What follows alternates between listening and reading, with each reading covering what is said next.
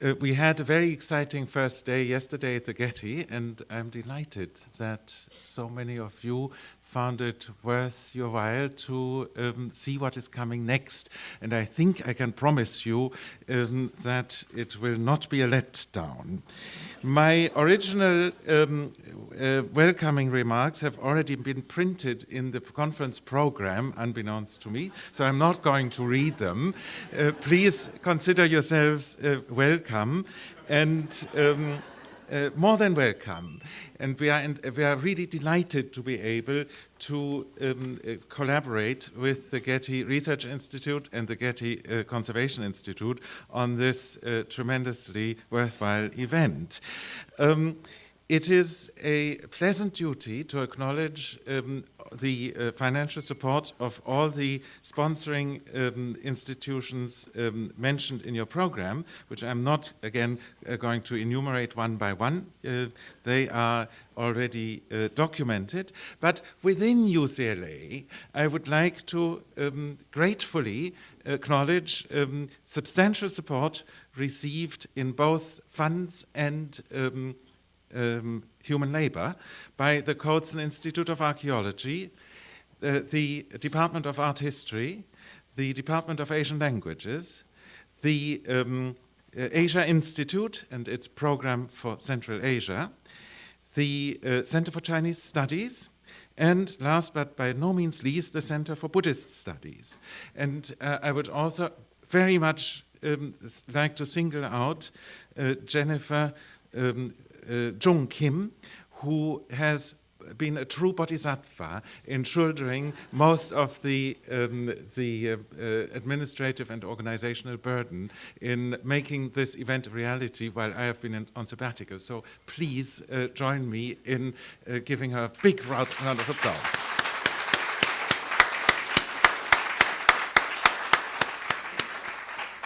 We are also very grateful to Elizabeth Lester at the Asia Institute for coordinating matters from her end. I haven't seen her yet. Is she here?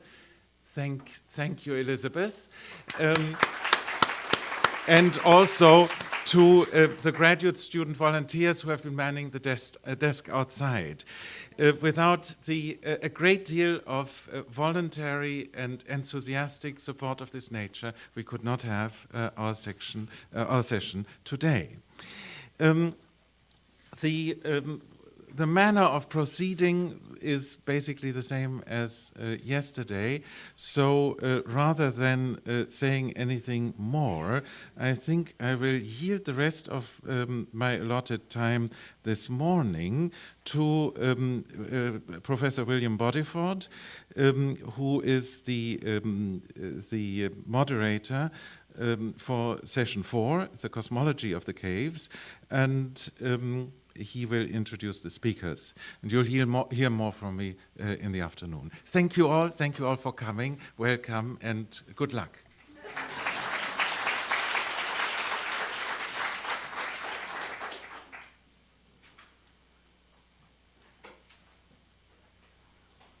Good morning. I'm William Bodiford. I teach Buddhist studies here at UCLA, and it's my great pleasure today to be the moderator, which means I get to enjoy the conference, but I don't really have to do anything. I do also want to thank everyone who has supported this event. It's just fantastic. When I began my study of Buddhism, Dunhuang loomed very large from the beginning right on through, and so many treasures are here in Los Angeles that we've all read about, we've studied in photographs, and never imagined that they would be so accessible and so prominent in the public imagination.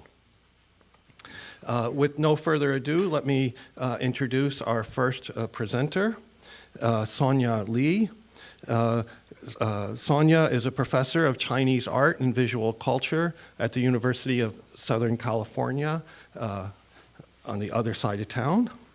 And she will be speaking about mountains and forest and Buddhist asceticism as the locality of enlightenment.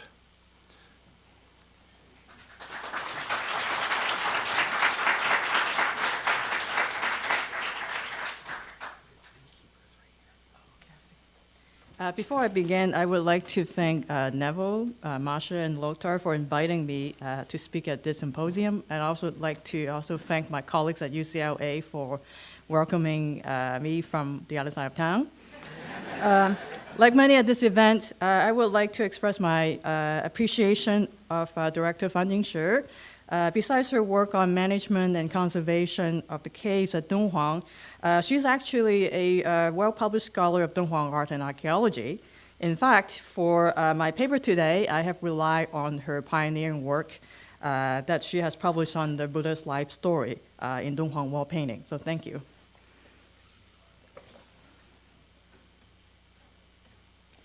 So I would like to begin with a few images from Cave 285, which by now I hope it's quite familiar to many of you. It is represented by one of the replica caves at the Getty Dunhuang's exhibition. For those of you who have visited the replica cave or the actual one in Dunhuang, you may remember seeing rows of images depicting monks seated in meditation along the lower parts of the ceiling, as indicated by the blue arrow. There are also stucco statues in the niches of the west wall where you find the main figure shown in meditative pose. These images have lately been the subject of a heated debate about the function of cave temples along the ancient Silk Road. One of the key questions being raised is whether or not Buddhist monks actually use these structures to meditate or to carry out other monastic practices inside. For those of you who were at the Getty yesterday, Professor Eugene Wang brought up this issue already. So for me, what is at stake in this rather seemingly simple question is the way we interpret pictorial images inside cave temples in order to understand the use and value of these structures.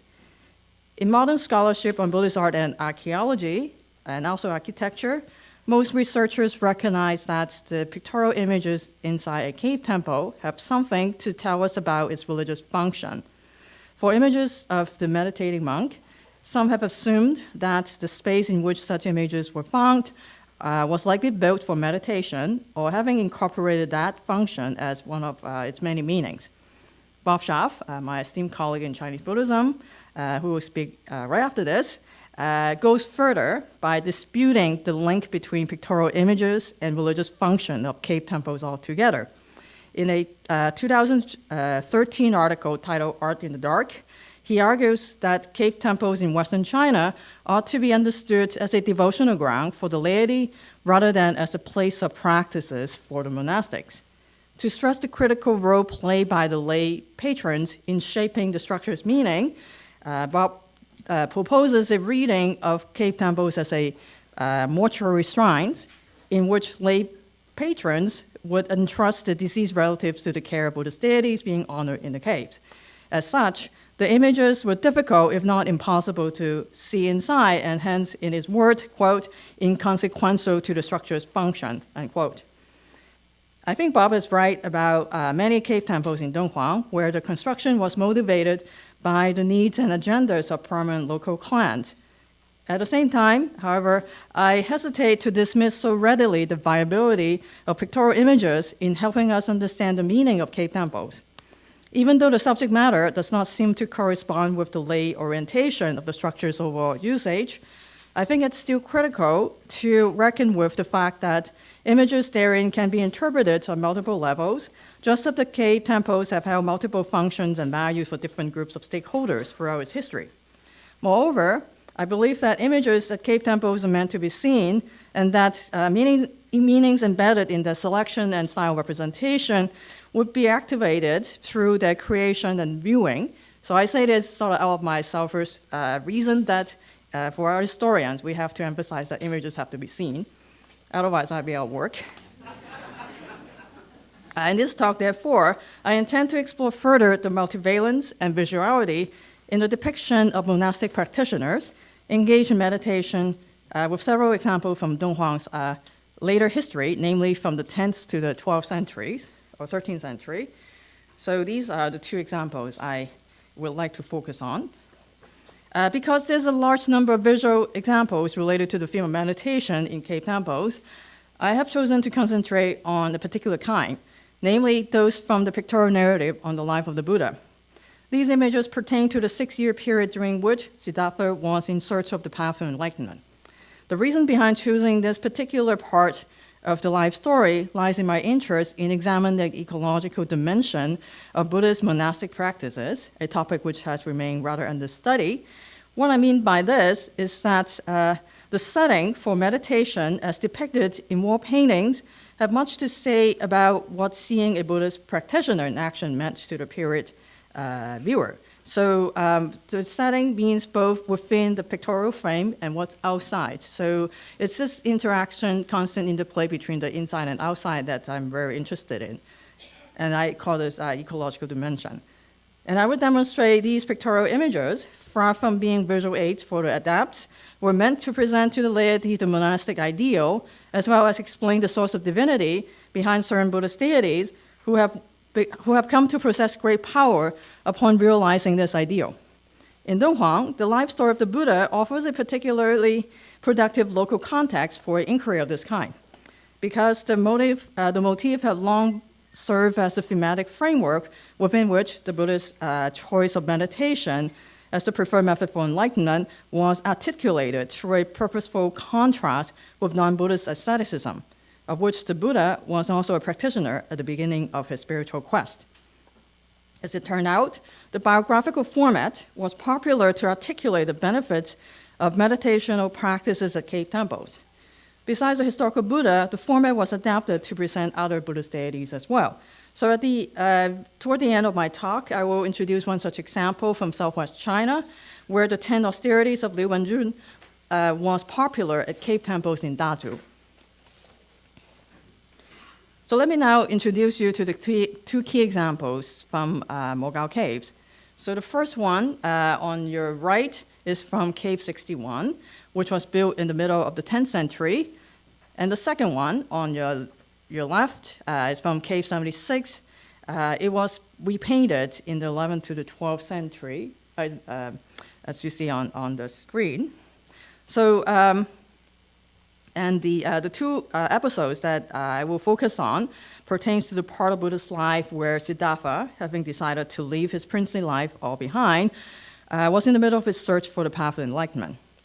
So in Cave 61, he's shown in multiple scenes in which he wanders around the woods outside the city Rajagaha. Okay, here. And you can see that he falls down from exhaustion here, and then in this area, you see the really critical moment when he accepts the milk rice from a local woman.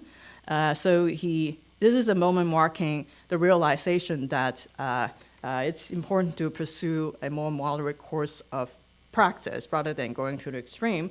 And so he eats, regains his former golden hue and other 32 marks of divinity, and then so he, trying to get the pointer out, so he washes the bowl in the river, and also and there is Indra, the god, who disguises as a bird, and he takes the bowl away as a relic. And then also Siddhartha takes a bath inside a river here.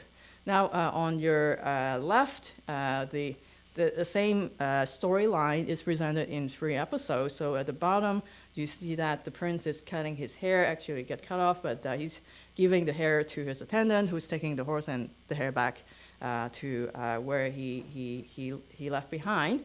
And then in the middle, you see that he's seated inside a mountain cave. That's actually his attendant here. And he is, as the cartoon says, he's practicing very difficult asceticism or difficult practices for 6 years. And then here, this is the moment when he takes a bath in the river Laranjana. And interestingly, rather than showing the actual river, you just see some blue to indicate that he's actually in water, not just sitting in a mountain cave.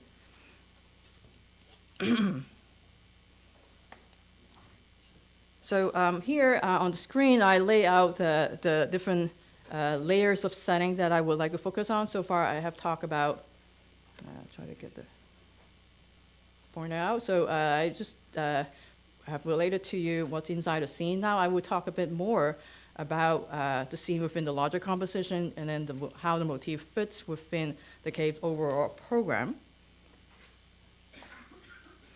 So let me start with cave 61. So the detail you've been showing comes from this particular panel, specifically panel 28.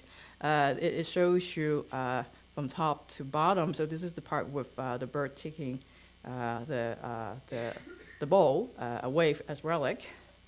And this panel fits in a larger narrative about the Buddha's life story, where it goes from 28 to 29, and immediately following this whole episode about his ascetic practices, you have the moment of subjugating Mara, and of course the moment of enlightenment. So it's a very purposeful contrast with the kind of activities you see here, and then going to this. And then within the larger context, so this is an overview of the cave. And as you can see, the life of the Buddha actually runs really long, basically along the southwest and north wall. So it has about 33 panels. So what I've been showing you comes from this area.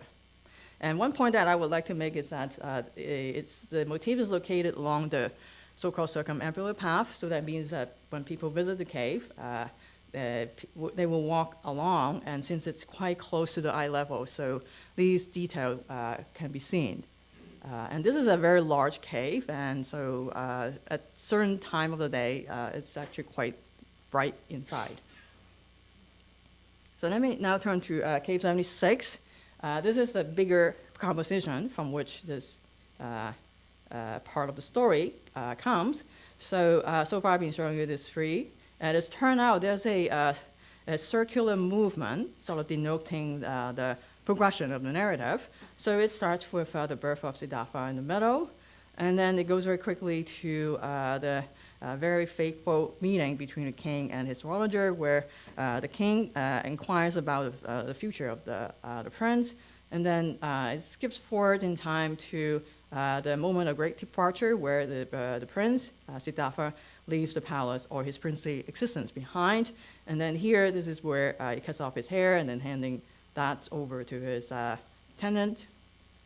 So it forms a circular movement around it.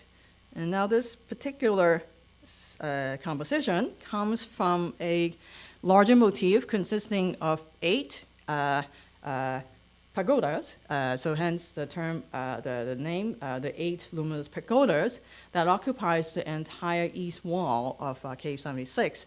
As I mentioned earlier, this cave was first built in the Tang period, 7th, 8th century, but then it was repainted later in the 11th, 12th century.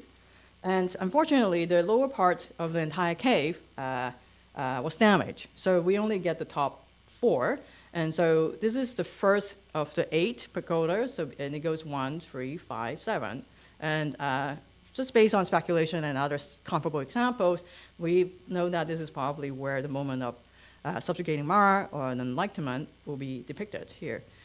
Give you a sense of the bigger pictorial program. Let me go to this, not the most perfect diagram, but I guess you get a sense.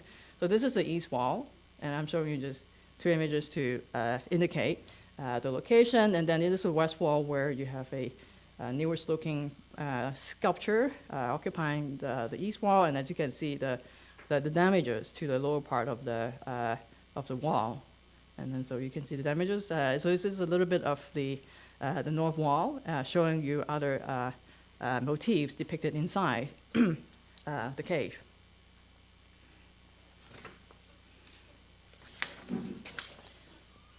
So based on this comparison of the different layers of setting in our 2 examples, I would like to make 3 observations. First, the Buddha's path to enlightenment was articulated differently through pictorial representation in cave temples of Dunhuang.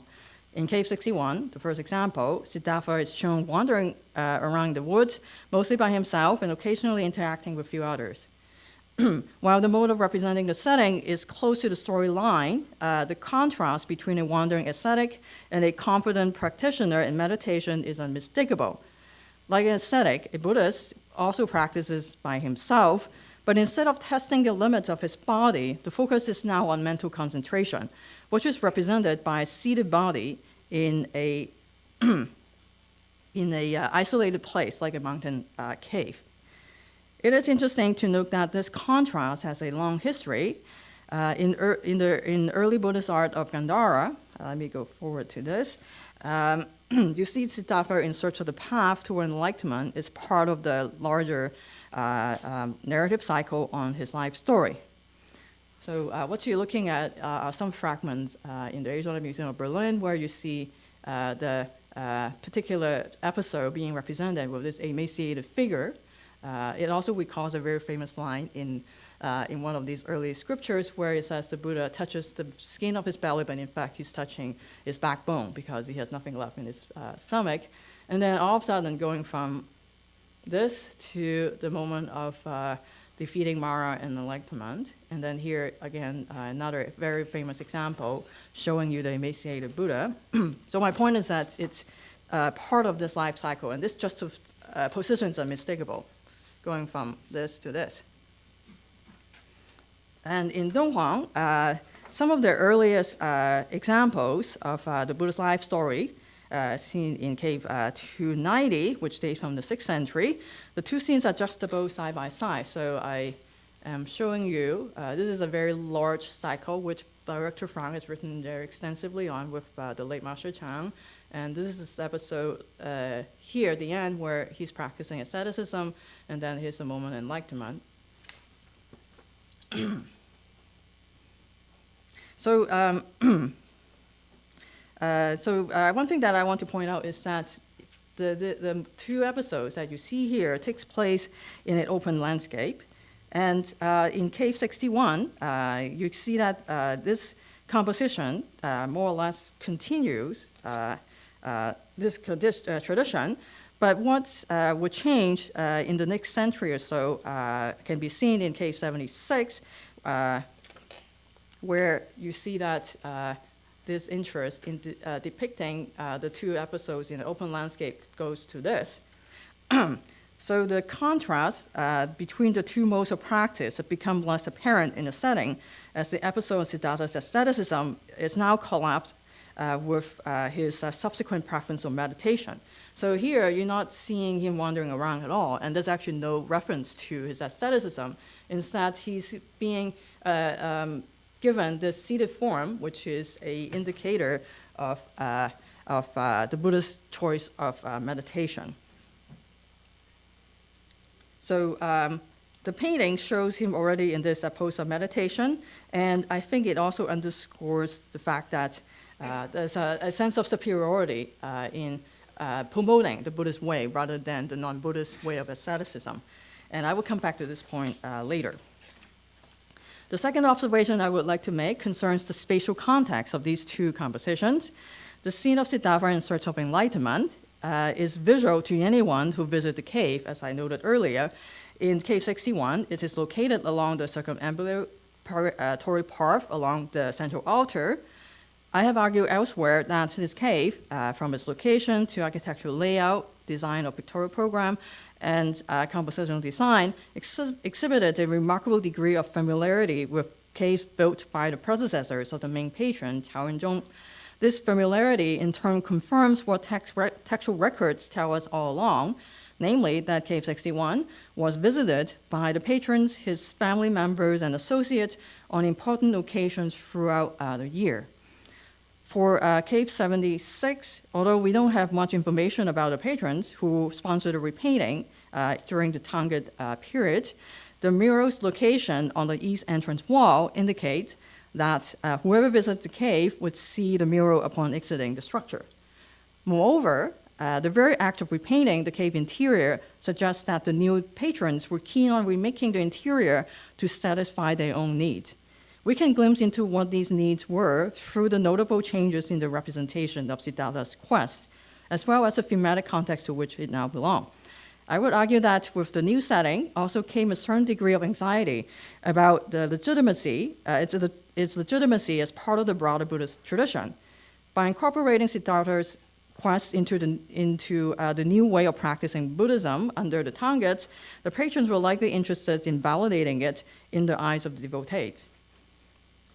It is beyond the scope of this paper to delve into the introduction of Tangya Buddhism in Dunhuang, but I would like to point out, so the third and last observation, that the framing of Siddhartha's asceticism in the visual language of Buddhist meditation indicates an interest in minimizing all references to non-Buddhist practices in presenting a Buddhist life story.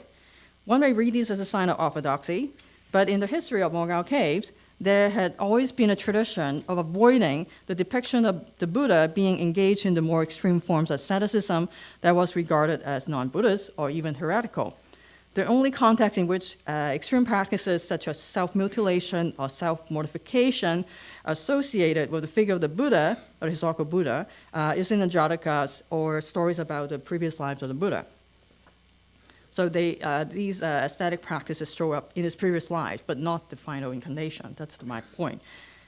So in the example of cave 254, which we saw yesterday several times, which dates from the late 5th century, so we have the famous Jataka about the hungry tigress, or the Mahasabha Jataka, placed side by side with the subjugation of Mara here.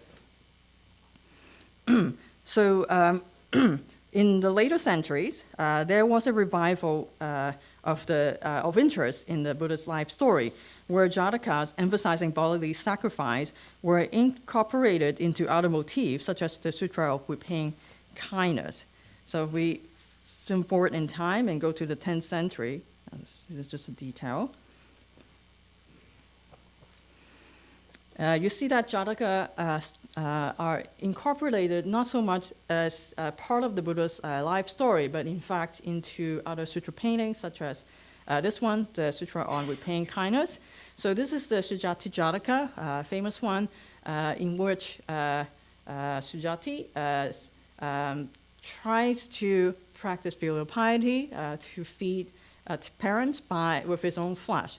So the episode I'm showing you here comes from the lower part of this very large composition. And here you can see that he is cutting the flesh from his thigh, and it's also articulated in the cartouche, so the parents are receiving the food from his own son.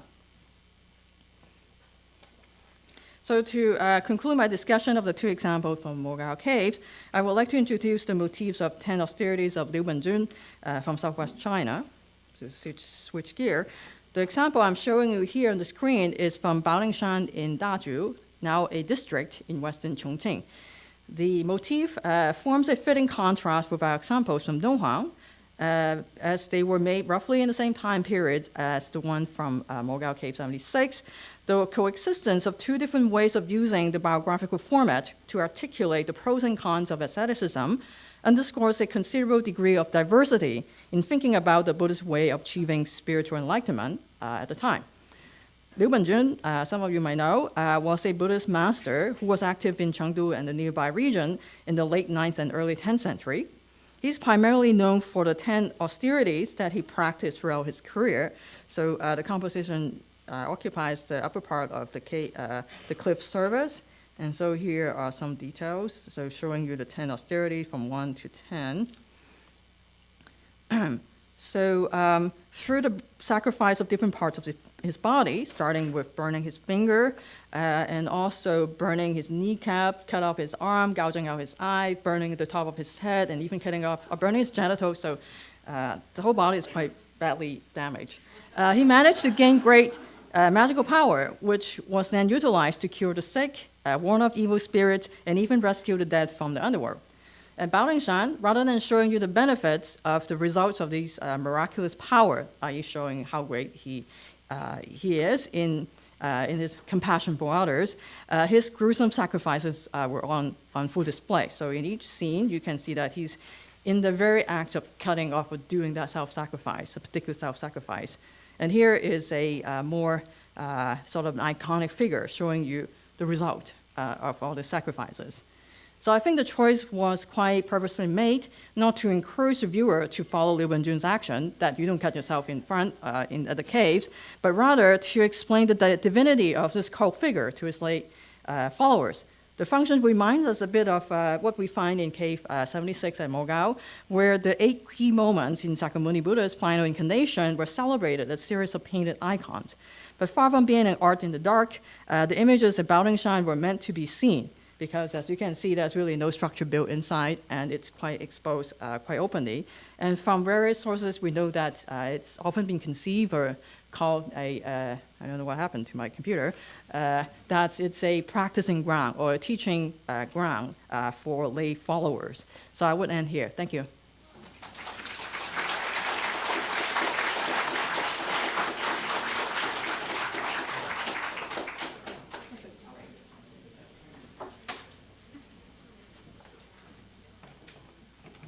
Just a second, I gotta plug this in. Otherwise, we might run out of power.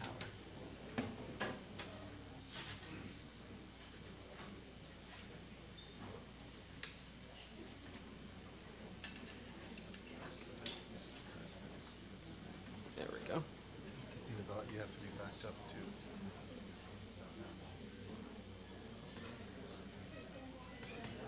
Oh, there we go. And let's just go where you're at. Should be the next slide. You ready to go? Yes, and can we dim the lights even more? Yeah, we can dim them. Yeah, Not sure. completely, but it Sure, should right be a here. little bit lower, yeah. Well, you have to do it. I'm not going to, yeah, that's Is good. that good? Yeah, that's better. Is that better? Yeah. I think put the cameras on. Can we have it even darker than that?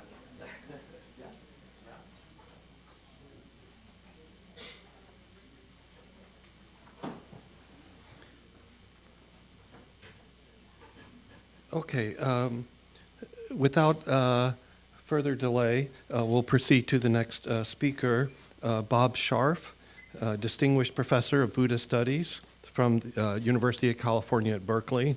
And as you just heard, he will talk about the religious function of the caves in terms of Buddhist ritual.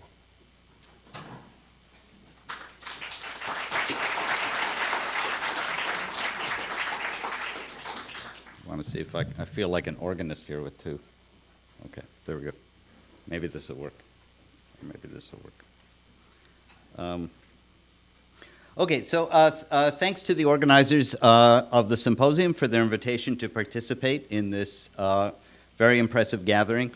Today I'm going to be presenting material that I worked on some time ago, and that is already familiar to some of the specialists in the room, for which I apologize, but I thought it would still be useful today, particularly for the non-specialists, as a way to frame the exhibition, as my talk deals with broader issues in terms of the question of the purpose and function of the grottos at Dunhuang.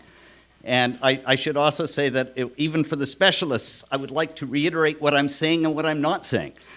So for example, I do not say that the images have nothing to do with the ritual function of the cave. What I'm saying is that the ritual function of the cave is not what we think it is. It's not about monastic meditation. But the images are absolutely central to understanding what the caves are about. So scholars, including art historians, archaeologists, and specialists in religion, tend to approach the Mogao complex as if it were a monastic site, and the caves themselves as if they were intended, at least in part, for monastic practice. They then assume that the function of the cave, the specific practices that went on therein, can be determined on the basis of the architectural design and iconographic program. So that caves with small cubicles off the main hall, such as you see here, sometimes they're even called Vihara caves, this is 268, 285, and 487 at Mogao, were intended for meditation, or dhyana, or chan, while caves with elaborate altars or sutra tableaux on the walls were intended for visualization practices. And Chinese scholars sometimes talk accordingly of meditation caves, or chanku, versus visualization caves, guangku. Now, they have in mind a distinction made by specialists in Indian Buddhist sites between Vihara caves and what are sometimes called Chaitya caves, found at monuments such as Ajanta. And I don't have time today to go into the function of the South Asian caves, but I will note very briefly several problems with this analogy. For one thing, the typical monastic cells found in Indian sites are large enough to be used as personal residences, whereas the cells found at Macau are tokens, particularly in 285 that everybody talks about.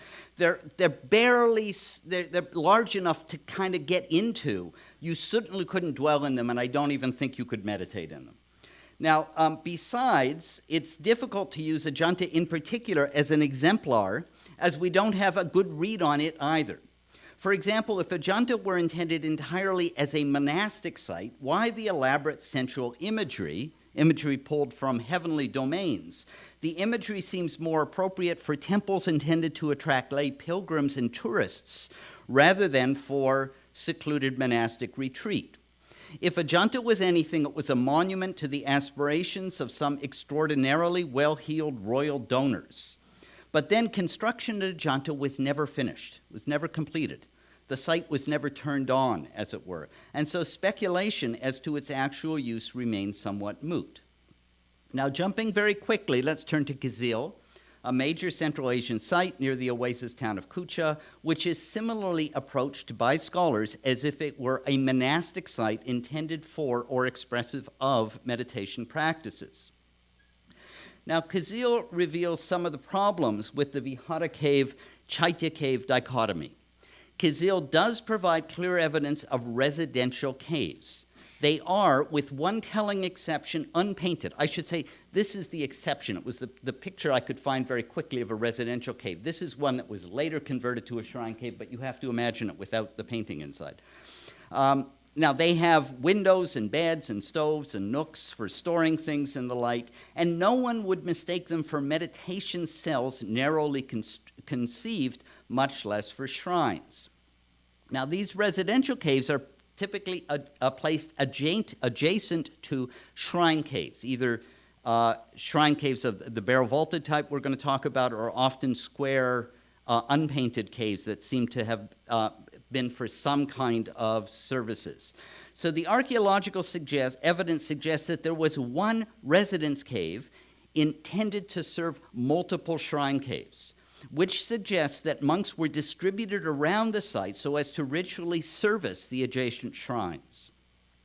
Now, the majority of what I'm calling shrine caves at Kizil, the caves that are adorned with Buddhist paintings and sculpted images, are almost invariably described in the literature as central pillar caves, hearkening back to the India Chaitya caves as a model. And these central pillar caves are intended, we are told, to facilitate circumambulation. Now, for the purposes of my presentation today, I would briefly note two things. First, they are not by any stretch central pillars. They are barrel-vaulted shrines that have low-back chambers connected by two tunnels in which one finds a painted or sculpted parinirvana Buddha at the back. Now, in short, if we don't inappropriately, this is hard to see, but that's the remains of a parinirvana reclining Buddha at the back of a Kizil cave. So if we don't inappropriately impose Indian or later Chinese models, the standard Kizil painted cave looks an awful lot like a shrine with a tomb at the back. And the tomb imagery will be a recurring theme below. This is a similar one, except instead of a sculpted parinirvana, you have a painted parinirvana. Now, the problem with sites like Kizil, and I have to forgo a discussion of a host of other sites stretching from Bamiyan to the Turfan region, is that there is simply too little known about the circumstances of their construction and the thought behind their iconographic programs. But this is not the case for major sites in central China such as Yungang and Longmen, for which we have a robust archive of epigraphic and literary sources. We know that Yungang and Longmen caves were typically donated by pious emperors or members of the imperial family or eunuchs or other members of powerful local clans, also by monks and nuns, and almost always in the memory of deceased parents. Indeed, the caves are often in pairs, corresponding in a way to the pairs of donor images found at Dunhuang, with women on one side, men on the other. there is little question about the function of the Lungmen and Yungang caves. Scholars don't engage in idle speculation about whether these monuments were made for dhyana or visualization or, for that matter, narrative performance, because such speculation is unnecessary and unwarranted. They were conspicuous displays of filial and religious piety, places where merit could be generated for family or clan in both the worldly and unworldly senses of the term through the construction, dedication, and worship of images. Now, while Yungang and Lungmen are different in time, place, and scope from Kizil, we do find a common theme emerging, and that is the theme of death, memorial ritual, and public displays of devotion. The analogies between shrine, cave, and tomb have been noted for many years by art historians and archaeologists both in China and the West. Here's the famous example of Dunhuang Cave 85, again with its celestial imagery on the ceiling. This is Cave 249 with similar themes on the truncated pyramid ceiling. And compare those two to Tomb 5 at Dingjiachai in the town of Jiuquan, dated to the northern Liang. Right, that's the first half of the 5th century.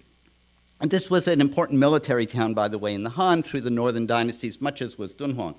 Now, Tomb 5 is a double-chambered tomb, and the interior walls are plastered and painted precisely as are found at Dunhuang.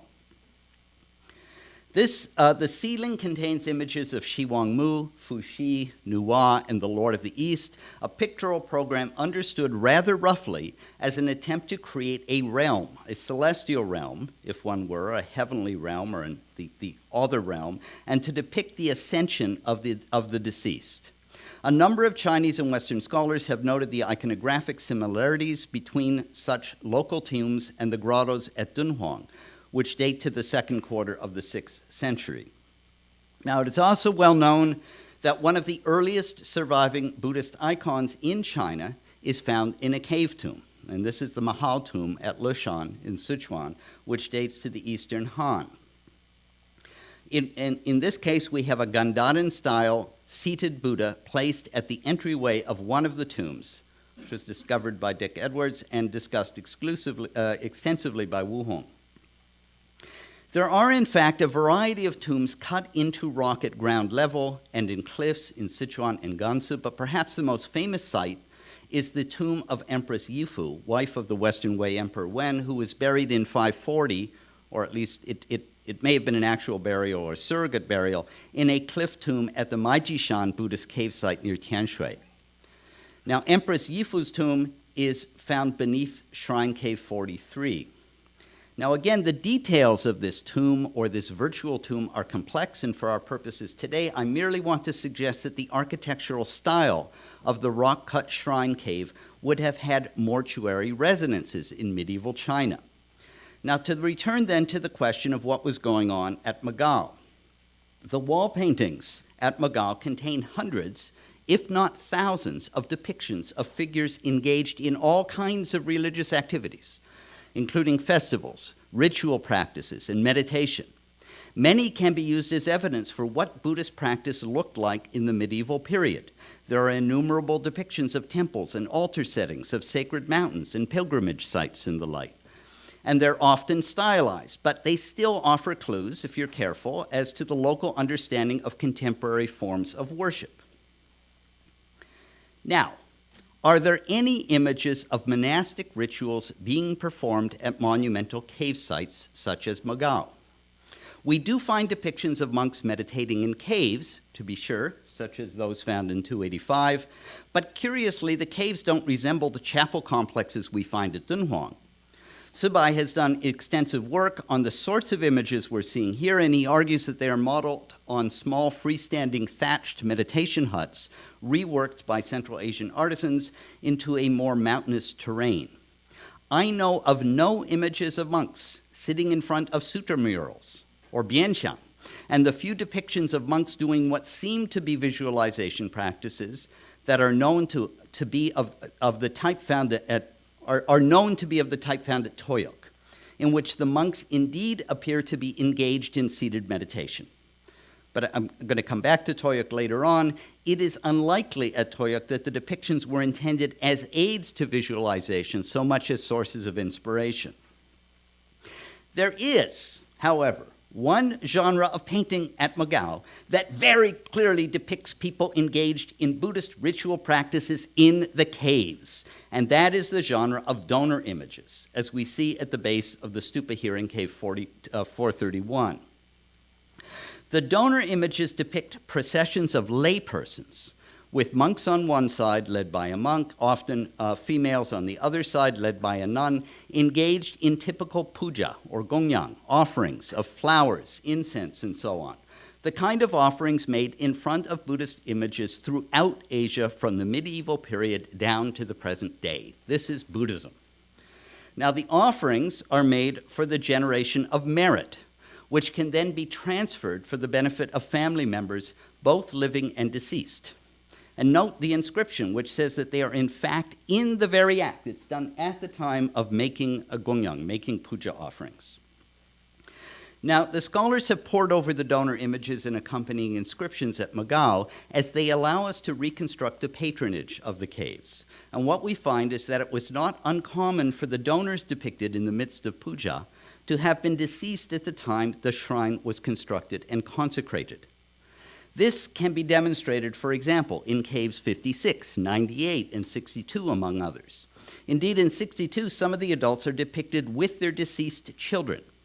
I would also note that the donor images frequently include various markers of status and wealth, including images of slaves, as in Northern Way Cave 248, where the donors are female members of the local Swa and Wang clans, depicted along with their slaves.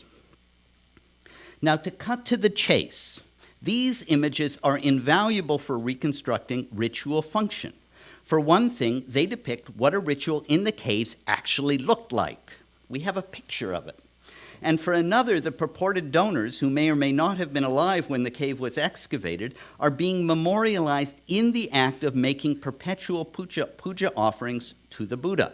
In other words, as in Chinese tombs, the cave shrines provided the ancestors with an auspicious sanctuary for their eternal repose, provided that the caves were ritually maintained, which of course required regular monastic-led ceremonies. The cave shrines should continue to generate merit that redounds to the donor's lineal descendants. Note again the connection with images in tombs. This is Prince Jieming's tomb from 710. Except that in the tombs, the images are typically said to be for the pleasure, company, and service of the dead in the afterlife. Now, if I'm correct that the donor images are the closest thing we have to depictions of what actually transpired in the caves, then the ritual context of the artistic program at Magao is not meditating monastics, but rather the veneration of holy icons to generate merit for the deceased. Now, I do not want to suggest that Central Asian caves were never used for meditation practice, narrowly construed. In this regard, Toyok provides an interesting contrast to Magao. While Magao was a mere 15 kilometers from a major garrison and market town, Toyok was relatively remote and isolated even by Central Asian standards, being 65 kilometers from Turfan. One can indeed imagine a small community of ascetic monks in retreat in the Toyok Valley. In contrast, Magao would have appeared a bustling construction site, flocking with laborers and artisans and pilgrims throughout the many centuries when excavation and construction was ongoing. What reputable monk would have wanted to practice in the midst of the medieval Buddhist equivalent of Disneyland? Note also that the individual cells in the so-called Vihara caves at Toyok, unlike those at Magao, are indeed large enough to comfortably accommodate a meditating monk, and they are undecorated except for a few sparsely rendered images of monks engaged in meditation. And what kind of meditation is it? The monks are doing Asubha Bhavana, or Bujingguan practices. Those are meditations on the stages of the decomposition of a corpse. And more specifically, we find the Baiguguan, or meditation on the white bones, which is a transformation of the impurity of the corpse into a pure object at the end of the practice. and this very quick, I just love this one. This is in the Berlin collection of a monk meditating on a skull from Kizil. Now, there should be no need to reiterate here the importance of death as a meditation subject for Buddhist monastics. Here we see a meditation walk in Sri Lanka. It is still considered meritorious in some Theravada countries to contribute one's own skeleton after death or the skeleton of a loved one to a monastery to be used for monks who are contemplating death. In Thailand, those wishing to do the Asubha Bhavana can now gain entry into morgues or find images of corpses in the canonical stages of decomposition on the internet. That's where this comes from. And so I'm suggesting that at Toyok, which presumably was used as a site for meditation by monastics, we find an association between the caves and death. Now, I would remind us that the famous library cave, Cave 17 at Mogao, was originally a memorial chapel for Hongbien, one of the senior clerics in the Dunhuang region who died in 862. And again, there's no need to reiterate the long association of Buddhist sacred sites with death, as embodied in the most ubiquitous form of Buddhist architecture, the stupa or the chaitya, which is a reliquary for the remains of a deceased Buddha or saint. Indeed, the distinctively Chinese riff on the Indian stupa, namely the pagoda, seems to have been influenced by early Chinese mortuary architecture, such as the chue. Now, I don't have time to explore this today, but it should be additional evidence that when the context of a Buddhist site is uncertain, one's best guess, one's default guess, the default assumption, as it were, is that it has some mortuary or memorial function. So to return now back to Dunhuang, I would ask rhetorically why Mogao is treated so differently than sites at Longmen and Yungang that are widely understood to be merit-generating machines. It is not, I believe, on the basis of its architectural features, its inscriptional record, or its artistic program. It is due, I suspect, to the dimensions of the site coupled with the presence of the cache of manuscripts hidden in Cave 17. The assumption is that a Buddhist site of this scale with a library must have been, or at least contained, a monastery. And as Buddhist monks meditate, the caves must have been intended to facilitate meditation. But in truth, the origin of the library remains unknown even today. The actual location of the monastery most closely associated with the manuscripts, the Sanjie Se, remains uncertain. While many scholars have assumed that it was situated directly in front of the cave, some people have even suggested right in front of Cave 16, there is simply no evidence for this. And based on other sites, it would seem much more likely that the monastic communities that rendered ritual service to the Mogao shrines were situated in the town of Dunhuang proper. The relationship between the monasteries and the grottos would then be similar to the relationship between monasteries and grottos at Longmen and Yungang, where we know individual caves were under the jurisdiction of specific monasteries in the towns a short haul away. So what might this excursion into archaeological context tell us about the nature of the art found at Mogao? I would suggest that it is a caution against imagining without adequate evidence that major Buddhist sites were intended, by definition, as it were, to facilitate monastic practices.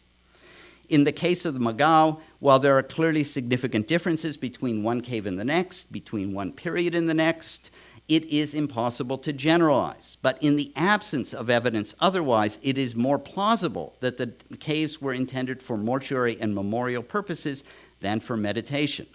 The production of merit for the benefit of deceased kin through the creation of Buddhist images is probably the single most popular and widespread practice in Buddhist Asia, and it should not surprise us then that if this was the intention of the donors at Mogao as well. So let me just end with a brief comment on the art of the caves, as some have questioned whether it's appropriate to use the modern category art at all for pre-modern icons intended for ritual veneration. So if I'm correct in my analysis of the caves, then the ritual function of the innumerable icons and painted narratives scenes at Mogao are largely realized at the moment they were consecrated. That is why the fact that the caves would have been so dark and the images virtually impossible to see, you have to remember when you see the caves today, they had a superstructure on the front. You had to enter through often what was one, sometimes even two shrine rooms before you get to the shrine at the back. So those caves were dark. And that is why the fact that they were dark and the images virtually impossible, or at least very difficult to see, is irrelevant when it comes to their religious purpose. And indeed, because the images did not serve a function in some ongoing ritual activity such as meditation, I have suggested that they are closer to the modern, or if you were, the Renaissance sense of the term art than some have suggested.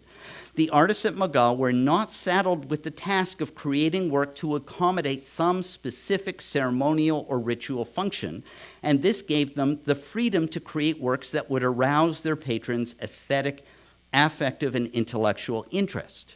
And since competition for patronage was presumably intense, there was even more riding on the aesthetic success of such an endeavor.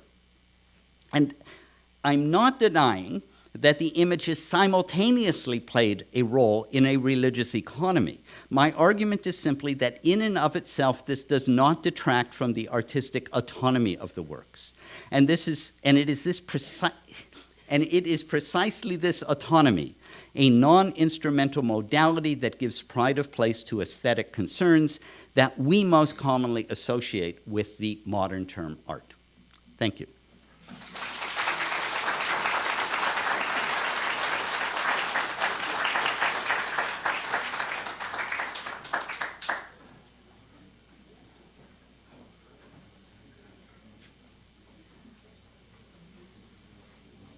Thank you very much.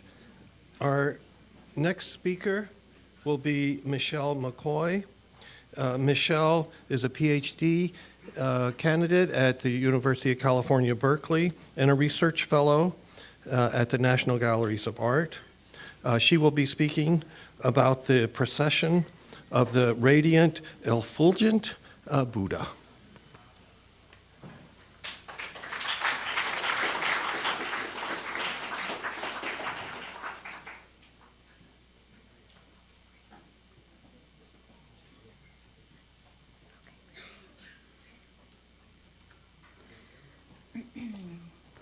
Thank you for the introduction, and I'd like to thank the organizers for the opportunity to participate in this symposium.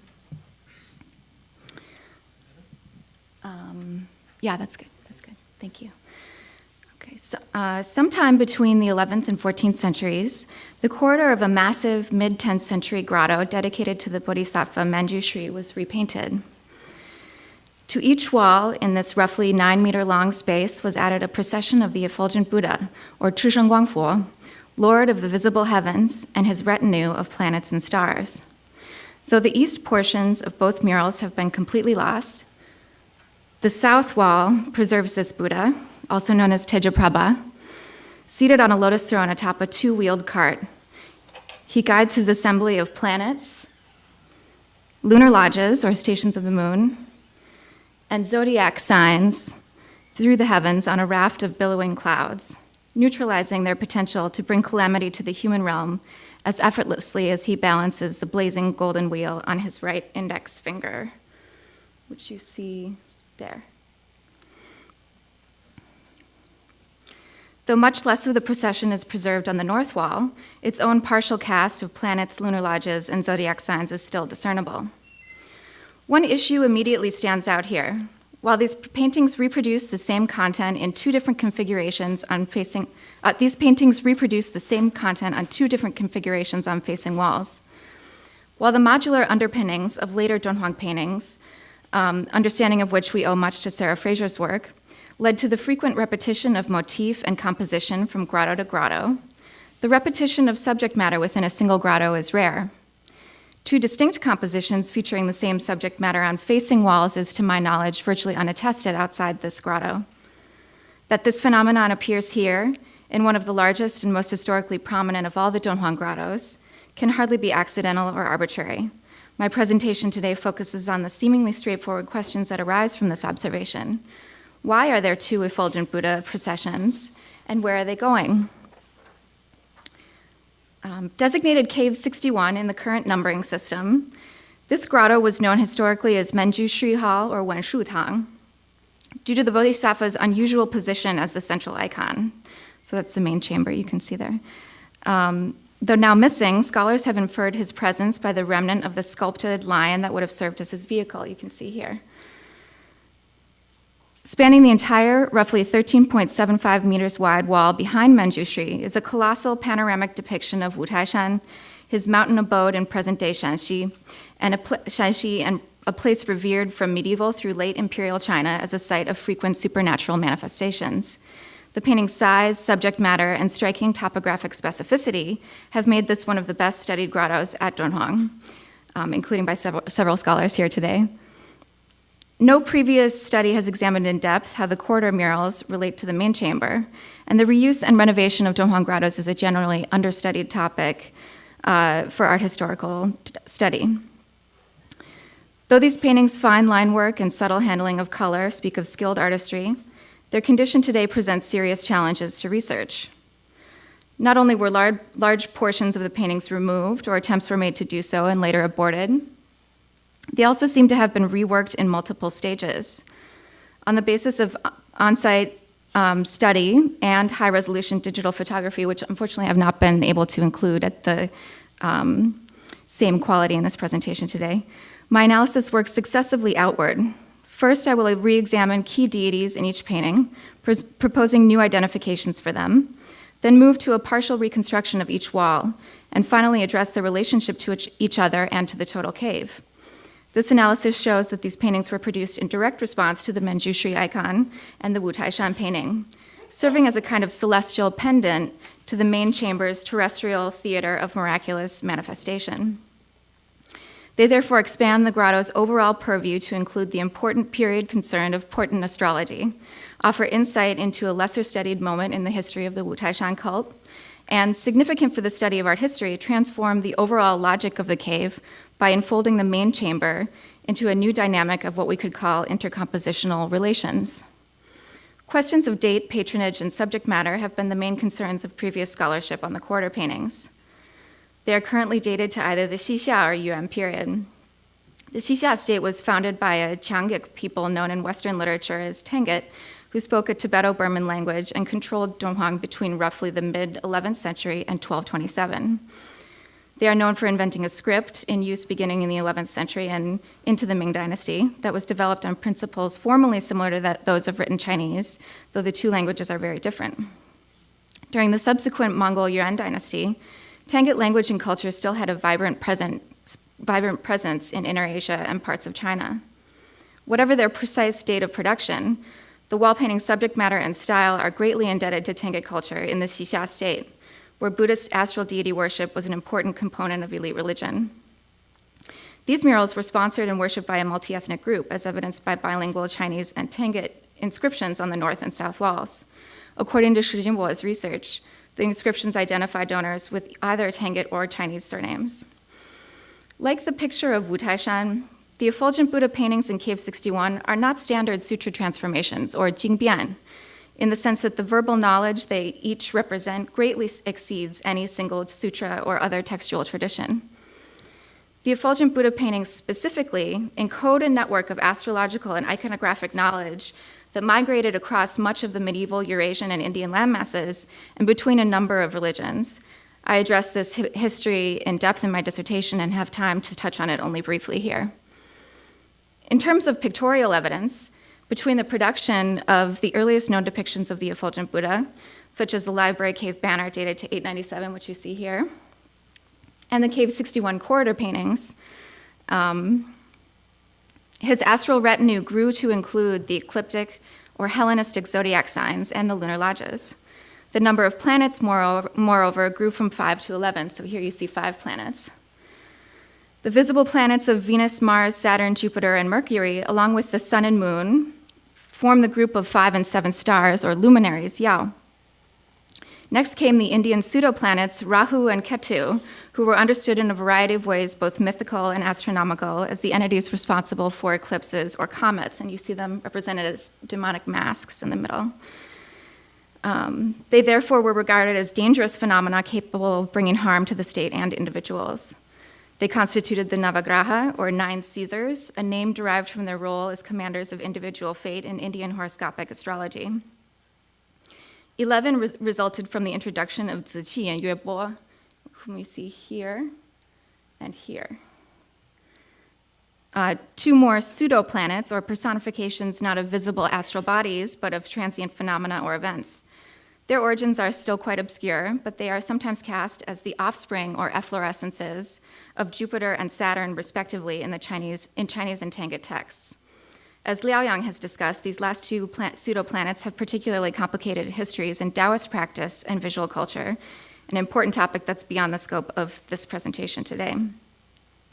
Comparison of the library cave paintings of the effulgent Buddha's procession and the quarter murals sheds light on the identities of the planets on the south wall. So Venus, an elegant woman holding a pipa, and Mars, a multi-armed, wrathful redhead carrying a trident, are paired on one side of the cart. Mercury, a woman with a golden headdress, shares a side with Jupiter.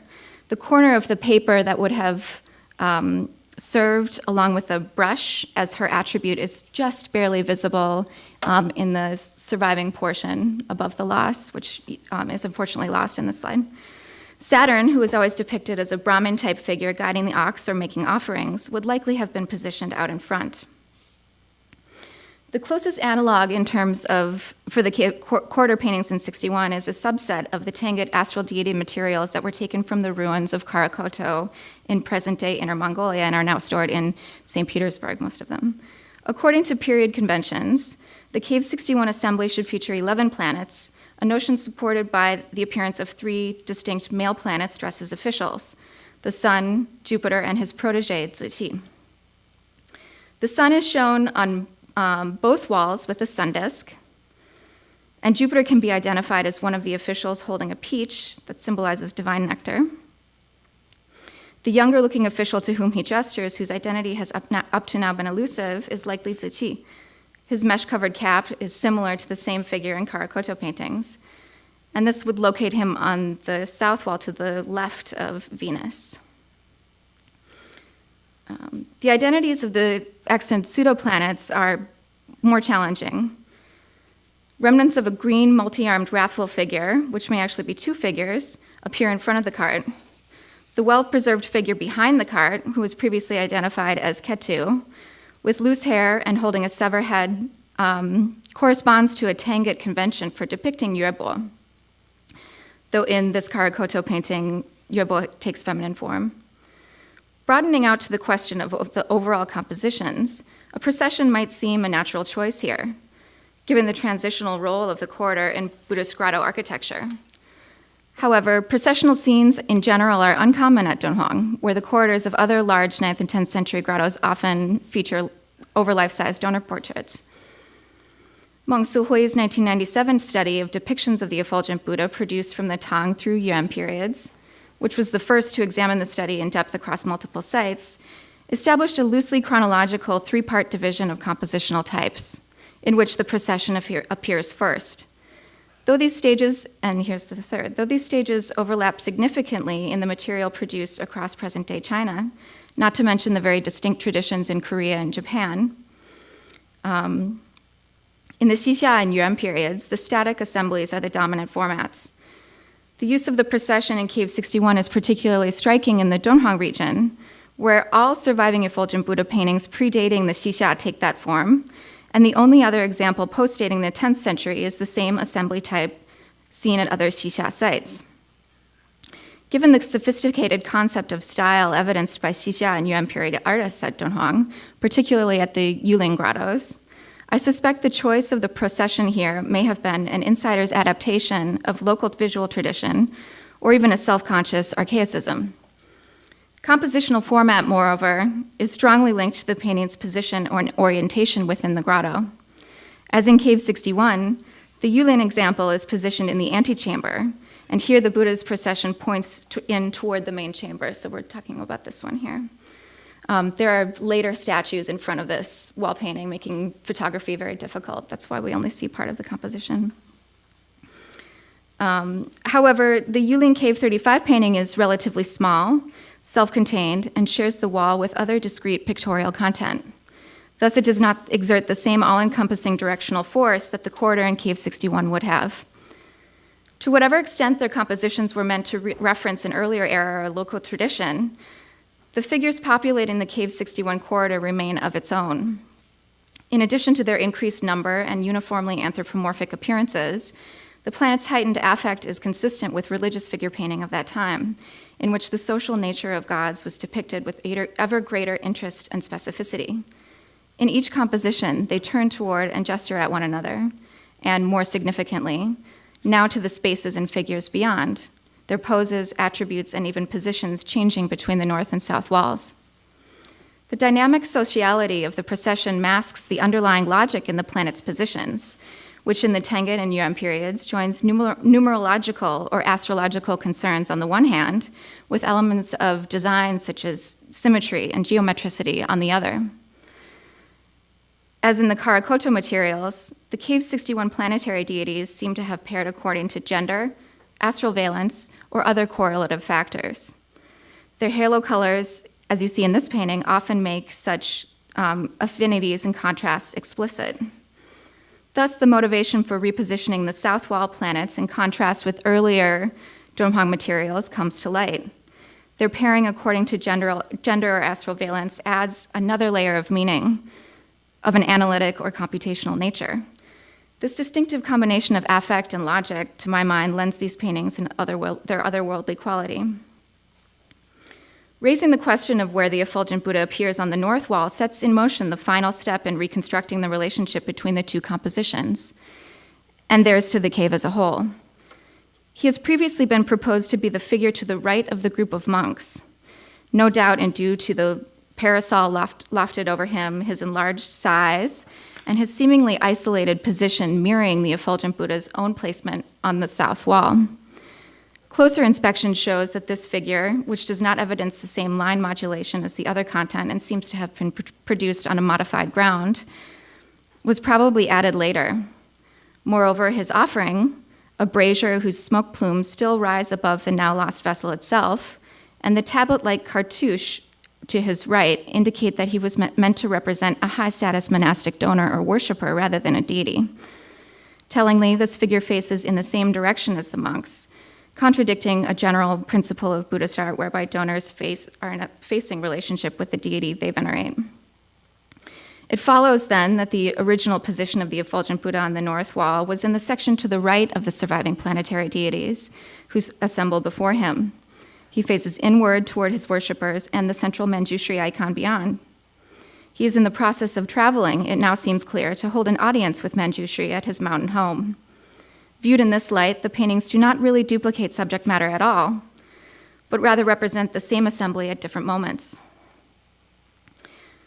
The better preserved south wall procession is therefore the after to the north wall's before, depicting the effulgent Buddha and his assembled deities in a state of departure, having completed their audience. The lone human worshiper here, a nun standing with a flower pressed between her palms, faces inward toward Manjushri. This supplies a crucial backwards glance that knits together the south wall with the main chamber and permanently recalls the effulgent Buddha's audience there, even in his ongoing exit. This before and after arrival and departure reading bears out in the iconographic differences between north and south walls. For example, whereas on the north wall, Venus is actively playing the lute, her golden headdress exposed, on the south wall, the goddess's hands, headdress, and instrument are draped with cloth, her performance now finished. The sun, moreover, carries on the north wall a tablet used in imperial ritual that on the south wall has been put away. Jupiter, likewise, no longer carries the peach and tablet as on the north wall, and instead pushes the axle of the cart vigorously forward, his wide sleeve flying behind him, a counterbalance to the rope pulled taut against the now lost ox, which you can just make out here. Here's the rope. Intently ushering the procession out of the grotto, he directly embodies the act of departure. The clouds are essential to this intercompositional work. Each of the three types in the two tableaux plays a distinct temporal and spatial role. Whereas the narrow horizontal bands behind the lunar lodges establish the basic deep space celestial setting, The thinner, diagonally striated wisps indicate overall movement from the distance. The billows of cushiony banks, finally, both record and anticipate the specific movements of the groups they support. Upward and inward on the north wall, downward and outward on the south. In addition to knitting together the two corridor walls, the clouds also connect the effulgent Buddha procession back to the Wu Taishan painting, in which similar billowy clouds serve as vehicles to the myriad manifestations filling that landscape. In its broadest function, the corridor thus introduces a new spatial temporal dynamic in which the main chamber now ineluctably participates. The processions, gesturing either ahead or behind, cast the Manjushri icon we can imagine in a kind of permanently receptive stasis. Whereas our speculation might normally center on how historical devotees experience the grotto, with ancestor and donor portraits often serving as guides or proxies, the corridor paintings in Cave 61 now urge us to imagine the path of another deity. Enacted with the compound media grotto, the astral deity's pilgrimage to this transplanted Wu Taishan and manifested Manjushri becomes not only a perpetual assembly, but also evacuates the need for a human to enact or perceive it. This treads a similar line to the virtual rituals in other medieval Buddhist contexts theorized by Eugene Wang and others. Now that I have proposed an answer to the question of where the procession is going, what remains is that of why the effulgent Buddha should hold an audience with Manjushri at Wu Taishan. From a historical and social perspective, an answer comes relatively easily. Both were closely linked to imperial authority. Manjushri is a tutelary deity of emperors beginning the Tang, and the effulgent Buddha is a safeguard against inauspicious signs that might threaten the emperor's legitimacy. As several scholars have noted, a similar connection appears in a hagiography of the eminent Tang Dynasty monk Amoghavajra Bukhong. When visiting Wu Taishan at imperial request in 770, he used Buddhist ritual to neutralize the bad influence of a comet that had appeared there. The importance of this connection, moreover, is underscored by Manjushri's role as interlocutor in numerous astral sutras, which Zhao Shengliang, among others, has noted in his study of these paintings. Such a connection persisted in Tangut language translation of the effulgent Buddha Dharani, or incantation. As the very existence of paintings of Wu Taishan at Dunhuang demonstrates, the interest in patronizing this site extended far beyond rulers of the Chinese Central Plains, to those for whom the journey to Shanxi may have been rendered impossible by political barriers. Xixia rulers, like the Liao, went so far as to transpose the entire site, calling theirs northern Wu Taishan, set in the Helan Mountains near their capital. For these Tangut rulers, Wu Taishan patronage was, as Karl de Bresny put it, a natural step in the formation of Xixia Buddhist state ideology. The effulgent Buddha's procession appearance in the corridor of Cave 61 adds another layer of political significance, I think. Historians of science tell us that the phenomenon of the 5-planet convergence in traditional Chinese astrology and astronomy was of paramount importance. So that's when the 5 planets visible to the naked eye gather very closely in the heavens. Regarded as a sign of the transfer of heaven's mandate, such events, as David Pankinier writes, factor significantly into accounts of dynastic founding, including the Song, who recorded one such convergence in April of 967 during the reign of that dynasty's first emperor. If the planetary assemblies in Cave 61 indeed appropriate this trope of epochal dynastic political transformation into the Buddhist context of Dunhuang, they then furnish compelling motivation for repainting a cave so closely linked with interregional authority. In this interpretation, the effulgent Buddha, in his cart with dragon pennants flying, would become the literal standard bearer for a new political era. The pre-modern redecoration and reuse of Dunhuang grottos is a rich history that has yet to be fully explored, due in part to the challenges of basic historical research and the tendency to view later renovations as mere concealments of superior painting. I have argued that the additions to the corridor of Cave 61 do not merely update the cave contents by introducing a newly important deity, or capitalize on cultural and religious prestige by means of simple interpolation. Instead, they are a complex pictorial tribute to the interior program that ultimately reconfigures the overall logic of what is now, and was surely also then, one of Dunhuang's most distinctive grottos. Thank you.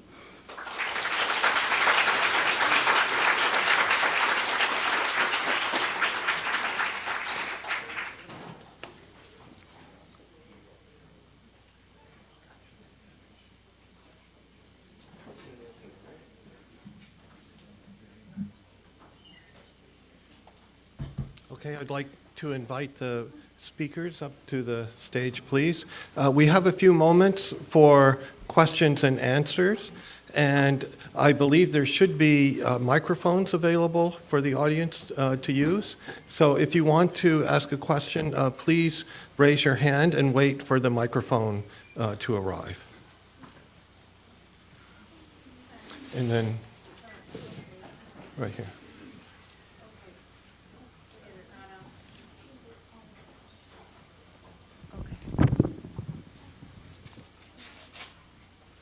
Sounded like it was on when, yeah. Yeah, there we go. Okay, my question is, and comments are for Bob Scharf, but they touch a little bit on Michelle McCoy's presentation too.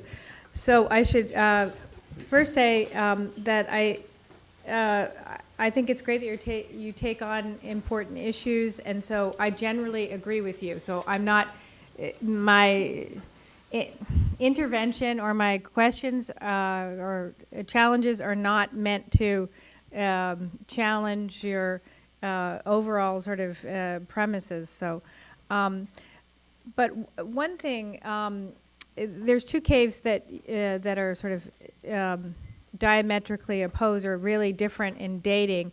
Cave 431, I think you showed in Cave 61. I would say in general, right, those, I mean, obviously the premise is that those are about merit making, but they're from different periods. And so I would encourage you, if you want to, I mean, I don't know if you're going to keep on revisiting this, but you could nuance that part of your discussion if you want to become more art historian-like, but maybe you don't. But the two things that I guess I want to ask you to maybe dilate more and talk about, open up a little bit more, is these two comments that you said. Why would the monks want to meditate or practice in a Disneyland? And then the other comment was, let's see, okay, I guess we'll start with that. And then all the temples were in town. And so, I know, the other one was that why is everyone treating Dunhuang as such a special case, and why don't we look at Dunhuang vis-a-vis other sites? And so the question back to you then is, what about the northern section? There's 190 caves there. Yeah. And they have residential components.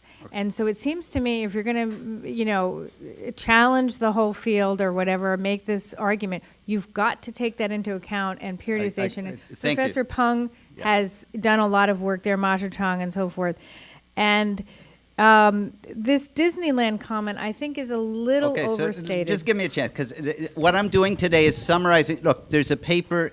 It's actually difficult to get. It was published in a edited volume from the Courtauld Institute. They did a beautiful job publishing, but it's not easy to get. But if you Google Robert Scharf website, you'll get to my website. You can download the paper. It's called Art in the Dark. It addresses the northern caves. It addresses, in a very simple way.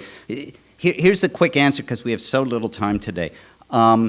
I am not suggesting that certain caves weren't there to be entered and used regularly. One of the reasons you have these so-called anchor caves at the sites, the colossal image caves and so on, is precisely to give a place for pilgrims and tourists to go into and worship. I am suggesting that many of the shrine caves that were donated and patronized by individuals were probably not used on a regular basis. We do not have evidence. You would expect to find traces of incense and soot and stuff on the ceiling. If you go into old temples, it's everywhere. You can see this is an active temple. When you go into many of the shrines at Dunhuang, you just don't find that. So I'm just suggesting that they weren't meant to be entered to be effective any more than a tomb was meant to be entered to be effective. As far as the northern caves, there were thousands of laborers at this site in its heyday. And so there's every reason to believe that we don't know who was living in the northern caves, but there'd be no particular reason to believe that the northern caves constituted a monastery any more than that that was where the laborers lived who were working continuously on this site for a good hunk of time. And finally, again, I'm not suggesting that it was not originally a site like Toyok, like Kizil, which may have started out as a small cluster of monks meditating there, but I am suggesting that when the money moves in, the monks move out. Right? And I would say that no one's arguing with you. I mean, no one's. I think it's a little bit outdated to say that everyone's saying that that people meditated in all the caves and all the caves were used the same way. That's and great. I would say that you have to put it in positive terms. And it was just really great what you just said, that there's anchor caves and these caves are used differently. I mean, I think you're almost arguing against a kind of straw man. But anyway. Yeah, that's great. Next. Hello, everybody. I have actually been blessed to have visited Macau, so I have a couple of questions directed to anyone on the panel. One is why was it that Macau was not plundered? Like, for example, the Bezalik cave site near Turfan with its mostly lost Menician art. And is there any Menician art, that I'm not aware of it, in Macau? So I'd like to have both questions answered because it's been very puzzling to me, and certainly fortunate, again, that Macau, to my knowledge, was not plundered. Thank you.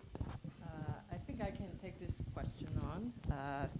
I actually been working a lot on the later development of this site.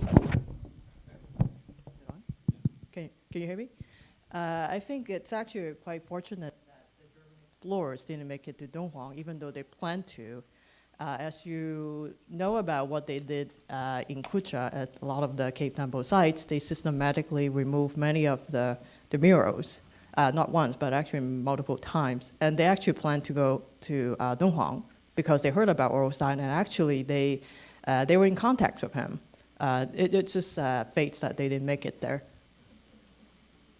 Yeah, I think you may also be referring to Biziklek for the Manichaean Yes, case. they were in both Turfan and Kucha. Another point I want to make is that in this time period, people were obsessed with ancient manuscripts, not so much with wall paintings. And in fact, when the Germans went to both Turfan and Kizil, they were looking for manuscripts. They didn't find enough, so they started to work on the wall paintings. And the other obvious point is that there were people at Dunhuang when the Europeans started to arrive, and they had to go through those people. It's not clear that, I think some of these sites, Toyok in particular, but Biziklek also, they were quite isolated. It's not clear that there was anybody there even doing a moderate job of protecting them. So they were just open game for people who went through. And what is the speculation why there's no art of the followers of Mani in Macau? Menician art. Well, I would just point out one more thing, which, again, I think the specialists all know better than I do, is that a lot of the when you look at Dunhuang, you're looking at caves which were often revamped over and over and over again. And because it was such an active site for so long, we don't know what the underlayers are. There's still possibility of stripping off. In some cases, they actually plastered over walls. So the fact that there may not be much evidence of Manichaean art there now does not necessarily tell you that it didn't exist at some point. And I would just add that there is Manichaean materials from the library cave. So in the exhibition, the Old Turkic divination manuscript, the Irkbitig, I think is thought by specialists to have been produced in a Manichaean context. Thank you. You're welcome.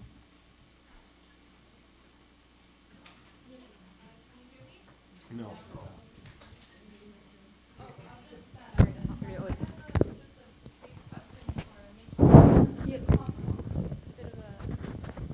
Comment. Thank you very much for the fascinating paper. I really enjoy your kind of interpretation of the corridor of Cave 61.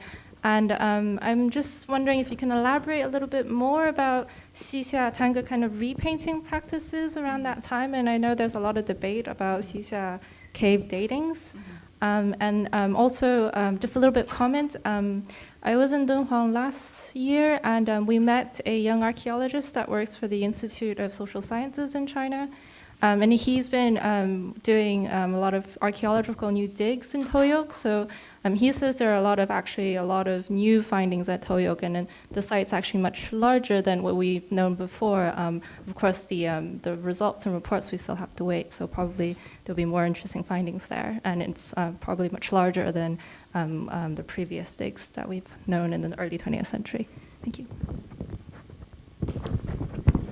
So on the question of Xixia painting at the Moga site in particular, or at Dunhuang in general, I think it's tricky because the really distinctive, clearly Xixia painting is at Yulin. And the Cave 61, I mean, Professor Lee's talk included a very interesting, distinctive Xixia period painting, but a lot of what's considered Xixia painting now is this sort of relatively generic, kind of large Qianfu motif that's added to the front parts of main chambers, the western wall or above it. So I think there's a lot of room for discussion on what exactly is Xixia period painting, and it really I think relates to what their relationship to Dunhuang historically was in the first place. So in the case of Cave 61, this Cave 61 corridor, that is a highly distinctive painting, of course. And stylistically, it does correspond quite closely to the Karakoto materials, I think. But those materials are also, some of them are datable with relative precision, and then some of them are not. We don't know, some of those Karakoto paintings could have been made in the Yuan as well. Specialists might disagree with that statement, but I think it's open for discussion. Thank you. Did you want to respond? I have a question for Professor Robert Sheff. So I really like your lecture today, and I have a question. So you're talking about that the ritual function of the Mogao cave may not be mainly is monastic meditations, but I have a question. Is there any possibilities that the caves have a very important function for the layman to meditate? Because you're mentioning that many of the caves are patronized by the layman believers, and maybe they're not for the monastic, for the monks to meditate, but is that possible for the anything is possible, but I don't think we have any evidence. I'm not even sure what would constitute, but I'm not saying it's not possible. I will say that to connect it with the question that came before, the reason I like focusing on Toyok is because at Toyok, and there's other sites in the Turfan and Taklamakan areas as well, you have real, what looked like meditation cells. And you look at them, and they're not professionally painted, but often there's these kind of very rough sketches like I gave you today that looked like just somebody was having fun in there. You can imagine monks practicing in such cells. There's every reason to believe, but it's again purely speculative, that such caves existed at Dunhuang, but they were re-excavated. The easiest way to make a cave is to re-excavate an extant cave. And so it's interesting that all those caves, if you assume that many of these sites may have started like that, they all end up gone. And what you end up are token Disneyland Dhyana caves like you get in 285 with cells that are quite clearly token cells. But again, would lay people meditate in there? As a religious historian, the assumption is generally that lay people meditating was very, very rare throughout the history of Buddhism. And we do know certain moments. I mean, early Chan was one, which were in some ways, they were trying to get lay people to meditate. It happens again at the beginning of the Ming Dynasty. There are various different moments in Buddhist history when we discover an interest in promoting meditation among the laity. But the fact that those moments, that we know about them, indicates that it's generally rare.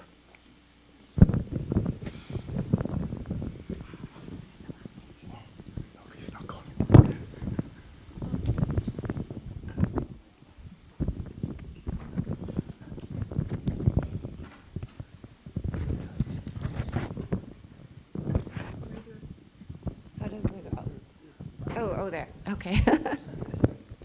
This is a question by a non-specialist, obviously. For Sonia, I was interested in your talk about self-mutilation and sacrificing parts of one's own body in relation to asceticism, and this change from emphasizing that towards de-emphasizing that. I was wondering, is there any link to ideas of Sinization of these topics? I vaguely remember a discussion in which I think Han Yu in the Tang Dynasty was engaged, who argued for the preservation of one's body on the Confucian concept of, having received it from one's parents and so on. I was wondering whether this might have been some, aspect behind that. Thank you for the question.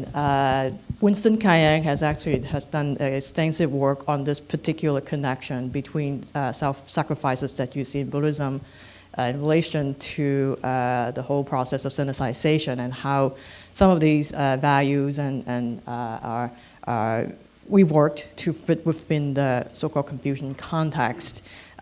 For me, I think I'm more interested in how these images were used as some form of argumentation within the Buddhist context, that there seems to be some self-consciousness and doubts about what's really Buddhist about their approach to enlightenment versus the non-Buddhist way. So this is what I'm trying to emphasize here. But I think for this connection, I think Winston's work would be quite relevant for your interest. Thank you.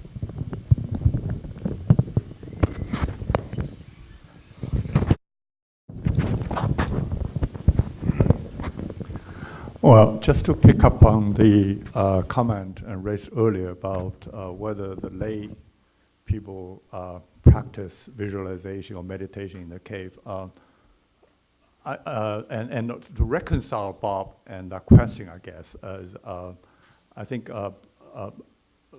Bob is probably a bit too muscular, and the other is probably too anemic in the sense that I think there is a. One could say that maybe not meditation in the cave, but there might be repentance ritual done in the cave by the lay community, and that repentance automatically would involve aspects of meditation. So in that sense, yes, there is probably there was lay communities ritual held in terms of repentance, because the repentance is important in getting good result for their well-being, and so in that sense. But to reinforce the point that Bob made, that even though the rituals will be held there, wouldn't, the meaning and function of the murals wouldn't depend on these rituals to be meaningful. In other words, you can do all kinds of things in the cave, and the meaning of the painting wouldn't necessarily depend on what you do there. So in that sense, I agree with Bob. But I want to go back to the point that Sonia raised, which is very interesting. I love your paper and presentation. But there's one tiny point I thought was worth a little bit clarification. You said that, as art historians, I believe that all the paintings need a viewer to be meaningful.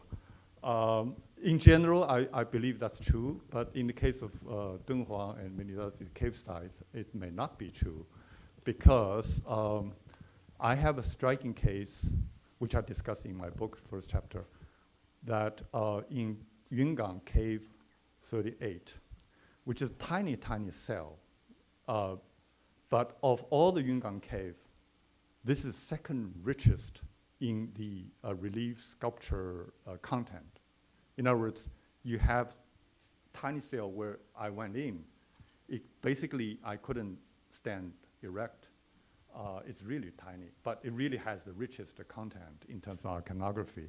So the chances are that that cell, all that rich variety of sculptural details are for viewing, is probably not true. In other words, first of all, you have to really climb up there And I had to go on a ladder to go up there. And once you're in, if you're sitting there, you couldn't see the cave or the relief on the wall. So, but it has a very intricate program. And that program is so well structured. It has all the steps on how you kind of get to nirvana. So my theory, therefore, is that that program itself is enacting a process. And that enactment doesn't really require. It's actually for, it in a way supports Bob's theory that because it's a memorial shrine. It's a Wu family. The son died.